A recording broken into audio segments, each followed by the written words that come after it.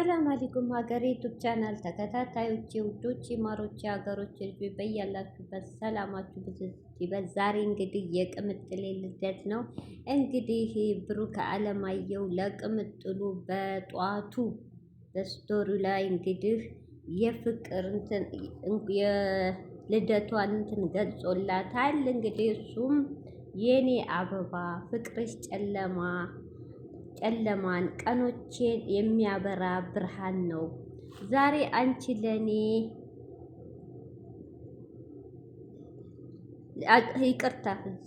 ዛሬ አንቺ ለኔ ስለተወለድሽልኝ ቀኔ ነው። በደከመኝ ሰዓት ብርታቴ፣ በከፋይ ሰዓት ደስታዬ። አንቺን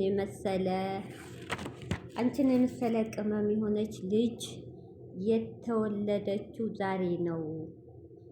ነፍ ሺህ ዓመት ኑሪልኝ፣ ዘመንሽ ይባረክ። የስኬቴ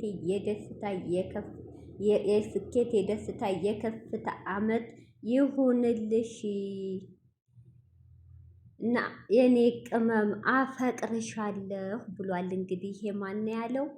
የቅምጥሏ የሃይሚዬ ፍቅረኛ የወደፊት የትዳር አጋሯ ማለት ነው። እንግዲህ በጣም ደስ በሚል አገላለጽ ገልጾላታል። እንግዲህ ሀይሚዬ አዎ ሺህ ዓመት ኑሪ። እንግዲህ የደስታ የሀዘን ሳይሆን የደስታ የፍቅር ዘመን ያርግልሽ። የዛሬ ዓመት ደግሞ እንግዲህ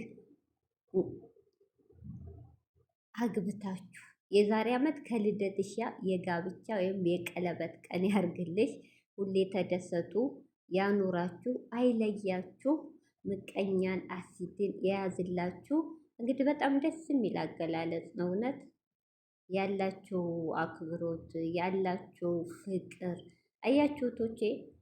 አንድ ነገር ልጨምርበት እዚህ ጋር በጣም ደስ የሚለው አያችሁ፣ ሁለት ልብ አንድ ሲሆን ነው የምለው። ለዛ ነው ያ ማለት እናንተም ስታፈቅሩ እሱም ሲያፈቅራችሁ ነው ፍቅር ደስ የሚለው። አዎ ፍቅር ስለተገላለጸ ፈተና አይጠፋም፣ በመሀል ሰው አይገባም ማለት አይደለም። እንደውም በደንብ ይገባል።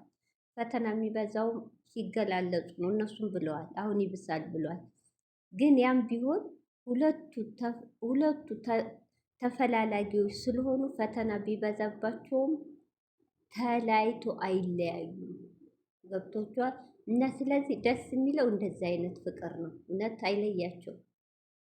አንዳንዶች ደግሞ ትምህርት ነው እህቶቼ፣ ወይ ሴቷ ታፈቅርና ወንዱ አያፈቅርም፣ ወይ ወንዱ ያፈቅርና ሴቷ አያፈቅርም።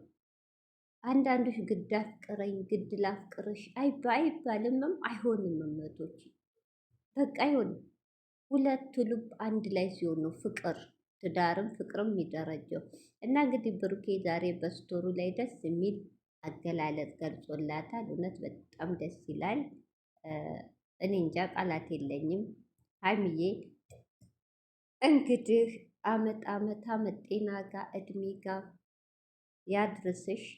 እንግዲህ ዘመናችሁ የፍቅር ይሁን የደስታ ይሁን የሀዘን የለቅሶ ሳይሆን የጭንቀት ሳይሆን ሁሌ የምትደሰችበት አመት ያርግልሽ። እንኳን ተወለድሽ ሀይሚዬ፣ በጣም ደስ ይላል ዛሬ አገላለጹ። ብሩኬ እንግዲህ አይለያችሁ ነው። እኛ ሌላ ምንም የምንለው ነገር የለም። ያው እንግዲህ ምቀኛም ስለበዛ እንደዚህ እንኳ ሆኖ አንዳንድ ሴቶች ይገርም ይለኛል። አረ ያስቃል፣ ያስጠጣል። ቡና እየጠጣሁ ነው የማወራው። አንዳንድ ሴቶች ተስፋ ያልቆረጣሉ። አንድ ሰው እህቶቼ አንድ የሚያፈቅራትን ሴት አፈቅርሃለሁ ከተባባለ ወዲህ እንዴት ነው እኔን ያፈቅረኛል ብላችሁ የምትመጡ ሴቶች? እውነት ጤነኛ ናችሁ? እኔ እያየሁ ነው አንዳንድ ነገር በመሀል የማስገባው አውቄ አይደለም። ይሄ ማለት አላቅም። እኔ እንጃ እንደናንተ አይነቶች ርካሾችን ለመግዛት ቃላት ያጥረኛል። አደግዙ፣ ሴትነታችሁን አስከብሩ። በኢትዮጵያ ምድር በዓለም ዙሪያ ልበሉ እንዴ ካለ ብሩክ ወንድ የለም ካለ ሀይሚ ሴት የለም አሏችሁ ወይስ ምቀኝነት እነሱን ለመለያየት ሆን ብላችሁ ስራ ያርጋችሁ ይዛችሁታል? እውነት አደግዙ፣ እራሳችሁን አስከብሩ፣ ሴትነታችሁን አታራክሱ። በቃ ተገላለጹ። ከዚህ ጋር ምን ይሆንላችሁ?